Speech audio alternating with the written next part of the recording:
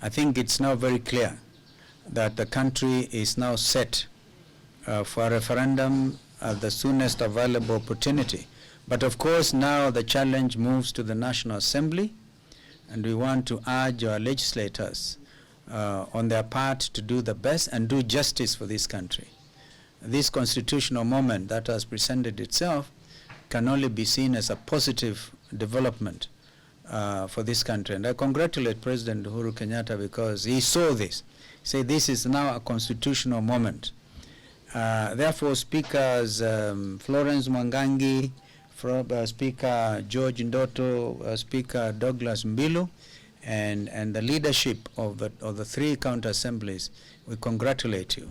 And of course, neighboring counties of Taita Taveta, led, of course, though we do not have the majority there, but the governor is Wiper, and a lot of MCAs. Even recently, we won the by-election in Wundanyi ward of Taita Taveta, and I think Taita Taveta also among the very first to do the Super Tuesday thing.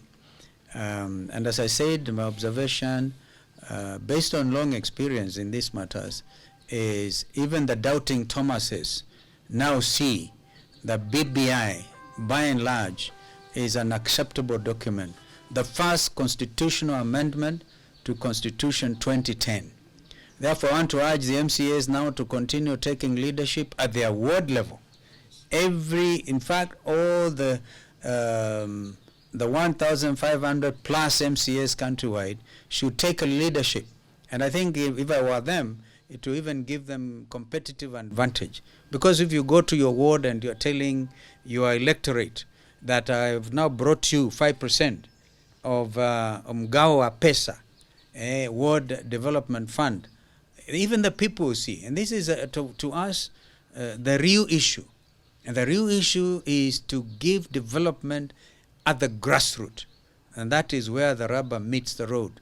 I know that others of other persuasions want to say bottom up. But what bottom up experience are you talking about without money? Now, BBI takes this money to the people, to the grassroots, to the ward, where literally the rubber meets the road. Therefore, I want the Kenyan people, I want to urge all Kenyans to have this freshness of approach. And we have always said BBI is not about Uhuru Kenyatta or Raila Odinga. It is Mama Wanjiku and all of us. Like we had met as Tony Athi, and one thing as a leader I told the speakers and the majority leaders is they must follow due process. And I'm happy that they follow due process. At the end of the day, the decision to approve or reject the bill, Constitutional Amendment Bill, rested squarely with the members of the county assemblies. Although at that point, that's why none of us could go to the floor. It was them. And they exercised their responsibility. Of course, as political leadership, we were urging them on.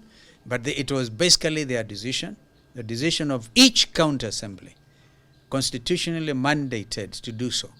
Lest anybody should be tempted to say there was too much of a push. Because at the end of the day, even if the political leadership pushed, but we recognize the end of our mandate and the beginning of the mandate of the county assemblies. Yes. And this they executed so well, so beautifully. So I congratulate you yet again.